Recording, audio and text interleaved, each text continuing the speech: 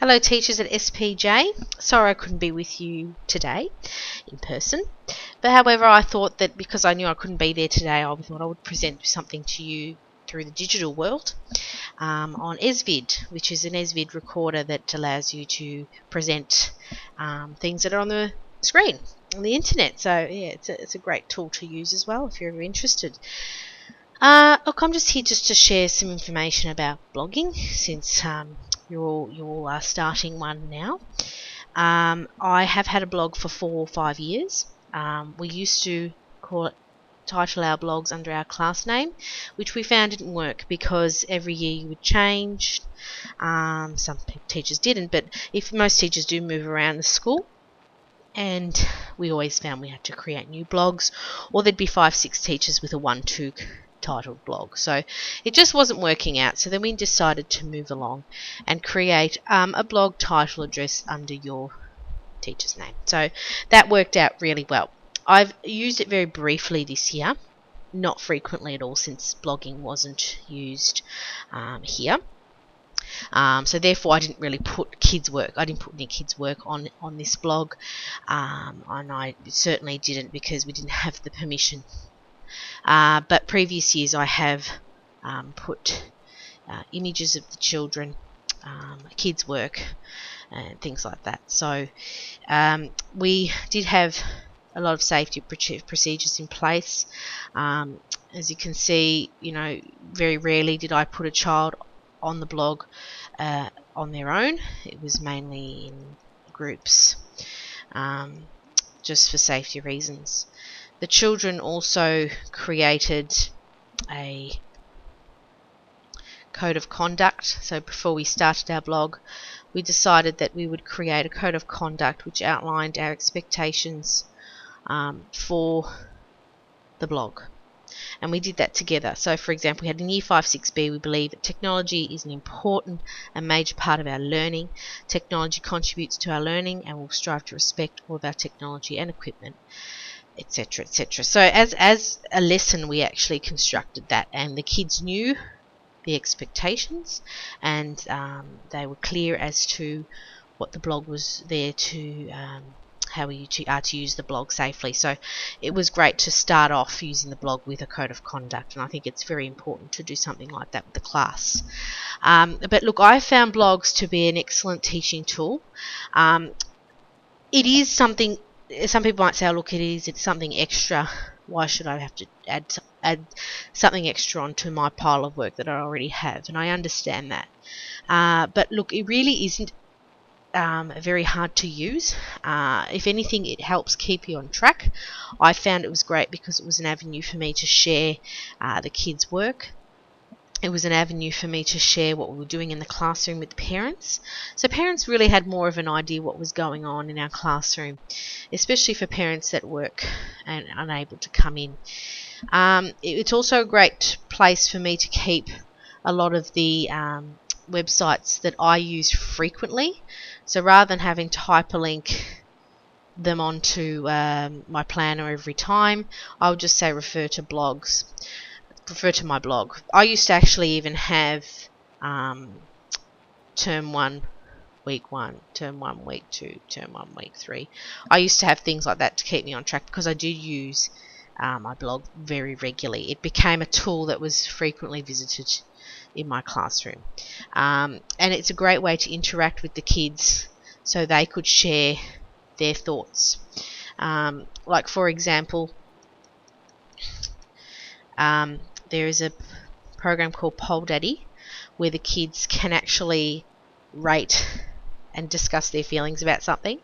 So what you do is just put a question. So what were your feelings about Inanimate Alice episode 3? That was a digital novel we were viewing, and the kids could then vote and put what they thought about it, and it was a good gauge for me to think, oh, should I continue using it or not? And it does give you results.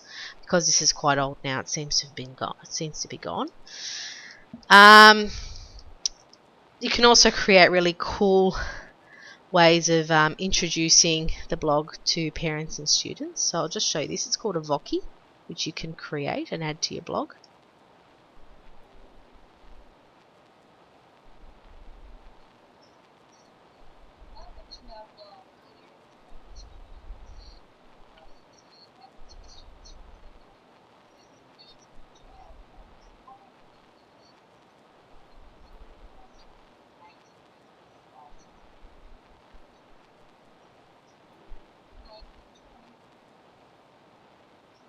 So I found Voki's really excellent to use. For example, say if you had a group that were working in a literacy group, say on the computers, and you have kids that forget the instructions, forget what to do. It's there for them. So if you have that on a page, the instructions of what you want them to do, they can go and revisit it and view it. They're not hard to create. You just have to go to Voki, Google Voki, and you'll find it. But I found that an excellent tool. There's also Answer Garden. So it's also it could be used as well for a post-assessment or a pre-assessment. You sort of have all these words up in your room, but I found rather than always having things on display in the classroom, spending time doing that, I'd spend time to put it on the blog.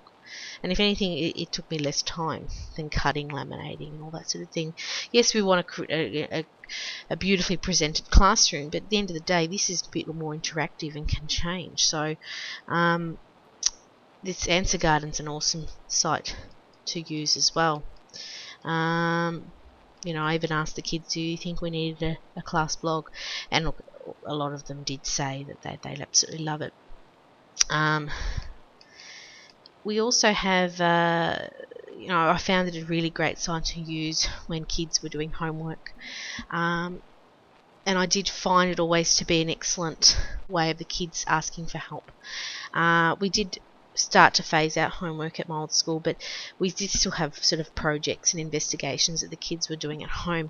And it didn't mean that I was on the site all the time answering the kids' questions. It didn't mean that at all, even though you could see I was on at 8:20 p.m. Sometimes you can't help yourself. And look, if you're in front of the computer answering a school email, you might notice one of the kids needs help. You can always jump on. Actually, Baby Braid, that wasn't me that responded at 8:20 p.m. Anyway, I wonder if I did reply. But yeah, if you have a look, the kids sort of were helping each other, which is great, I found. One of the kids jumped on, hi guys, I found another website that might be useful for this part of the homework. She popped a link on there. So the kids found that they sort of had an outside safe world to use to get help. So it's great, and I never really had any issues with kids not using it appropriately, because we always went through it and had lessons on it, how to comment appropriately prior to the kids jumping on the blog. So yeah, it was an excellent tool for that. And also if they had any concerns over holidays, or parents even would ask me a question, and sometimes parents can be a bit demanding and have their own too many questions to ask and things like that. But look, it never really was a problem, because I found that if they had a question about, say, we were having an excursion, if I had an excursion page developed, the parents would just quickly ask me something on there.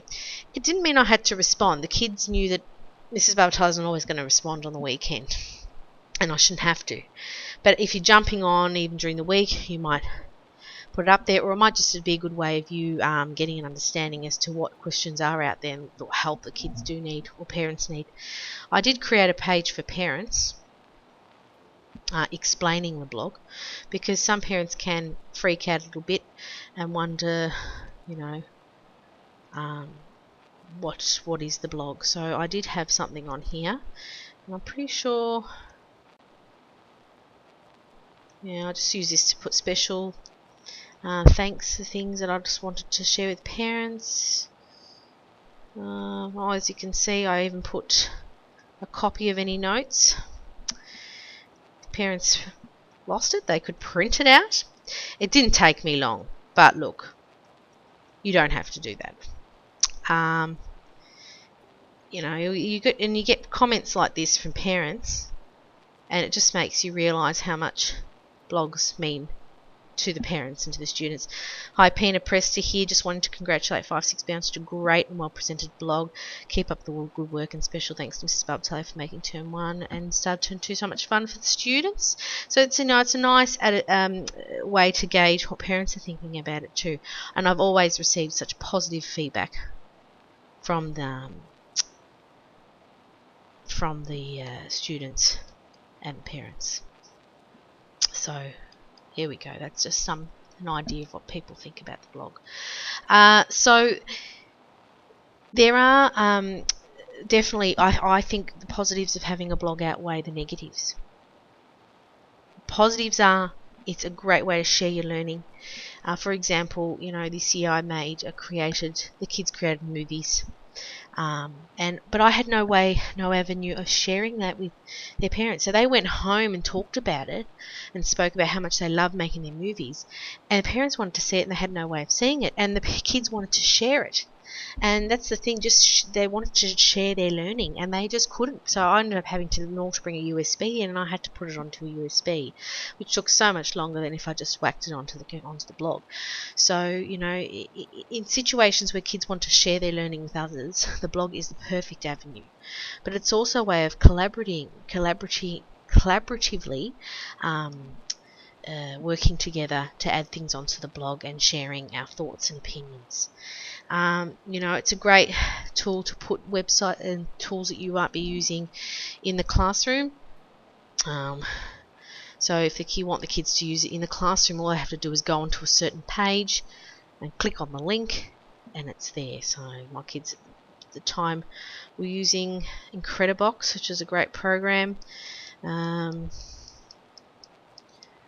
It's a great place just to even share videos that you're sharing with the kids.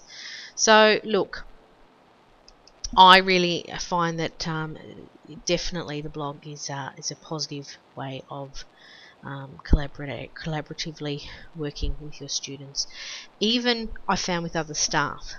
So for example, we were all probably doing the same IBL topic, most likely we should be, and we might just create then as teachers, one teacher might have a page where she would put all her information from IBL into, and then other teachers could visit it and use it too. So rather than just having oh yeah, hey guys, emailing, hey guys, I found this awesome site, check it out, adding links onto emails, spreading them around, it just gets too much. Whereas if you've got your own little page on your blog that has those resources on it, the teachers can just go straight away to it, and it's there for everyone to use. Sort of forgot what I've put on here anyway, but yeah, I have another Voki there. There's lots of cool tools, widgets they're called, that you can put on the side of your blog that sort of just make your blog a little bit more cool. I don't particularly like this anyway, to be honest. I probably would have got rid of that. I wish I hadn't changed things on the 3-4U for the 3-4U blog. I should have kept all my stuff from last year, and that would have been a better indication of what an active blog would look like.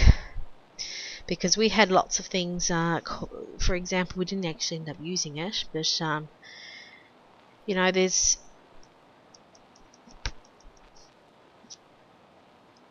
it's an answer garden. I put it here. There's also tools that the kids could then be saved. They could all be on their laptops, and they could be adding things to a question sheet that you might have developed on the blog. So how this works is, it's called a Padlet. Okay, you can do this on Padlet if you Google that, and all you have to do is post a question, and the kids can all be on the blog. So if you have all your laptops out, kids are all on the same blog, same page, and you can have the kids all adding to this to share their learning, and it keeps popping up onto the screen. You just have to keep refreshing it, and you can keep seeing the kids' answers, and it's a great lesson. It's a great teaching tool. So, you can even use that in mathematics. What is addition? What is subtraction? How would you work out this problem? What are your feelings? It's excellent. So, if I just put my name here, it's a shame we didn't get a chance to do this actually. I think the internet wasn't working, which happens, as you know, and that's something that probably we need things that need to be fixed, because you do need everything to be up and running. Well, so I'm just going to put a hurricane just to quickly share with you. And then just have to click out, and then there you go. You've got it there, and the kids will just keep adding to it, and it's just excellent, and it stays on there. And it's a great tool. It comes to report writing or what have we done, you can pop up on here and have a look. Great for adding videos, and that is so easy to do. You just need to be using your dashboard to do all that in. So I tend to keep everything nice and neat. And again, this has been, a lot of things have been deleted. But to keep things nice and neat, I find I like to use pages rather than posts. So when I go to my dashboard, rather than use create a new post, I always create new pages and put everything in categories under those pages. Posts are good, but look, it does make it messy. And a lot of teachers were using, my old school, using posts, and then they're like, I can't find where I've put this. I can't find it. Lou, why is yours so organised? I said, well, because I don't use posts. I use pages. And with pages, you can keep everything neat and tidy. There is a trick to creating your menu, which I probably wouldn't show you today, but I'm happy to do another one of these if you want and show you.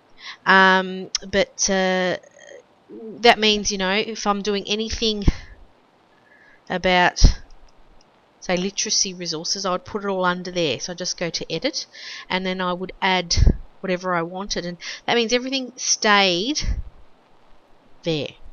Now, I'm sure you know, I don't know if you know about the embedded codes yet, but that's all your embedded codes that you need for blogs. You always need embedded codes. That's the language of the blog.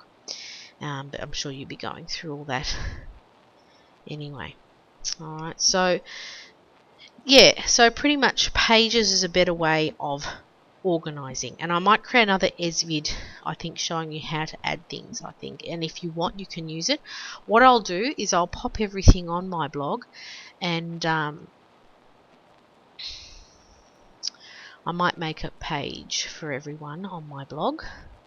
So I might call it, what could I call it? I might call it Teachers SPJ. I'll make one, and if you would like to learn how to do something in particular, I'll make some more SVIDs and pop them on there. No one might ever look at it, but oh well. I feel it's good. It's keeping my mind occupied while I'm waiting here for the baby to arrive. So I'll create some videos and create a page for you if you want to visit to get any help about how to do something particular on the blog. So if you would like, after this, you're welcome to visit mrsbarbatello.global2.vic.edu.au, where I'll put some tutorials on there. But best of luck with the blogs. Think positively. Try not to think, wow, this is daunting, this is too much. It just means you do a bit at a time. Of course, you get people, some teachers that are passionate about ICT that might move along much faster, but that's their love, and that's great. But don't let that sort of sway you away from using it. You just do what you can. If it means you're just posting YouTube clips and photos for now, just do it slowly, and don't see it as an extra burden, because it can be, and it is, an excellent tool to use, and it really is the way of the future. And as you can see, I've used it now, not being able to be there today. I'm still would have presented the same thing. I've used it when I've been sick. I've just given the emergency teacher the link to my blog where I've put my stuff, and the teacher was able to get on there and access everything that she needed. So it is the way of the future. A lot of schools have been doing blogs or wiki pages for years now, so it is the way of the future, and I think it is an excellent tool. So happy blogging, and I'll create some more tutorials now. So all the best, guys. Bye.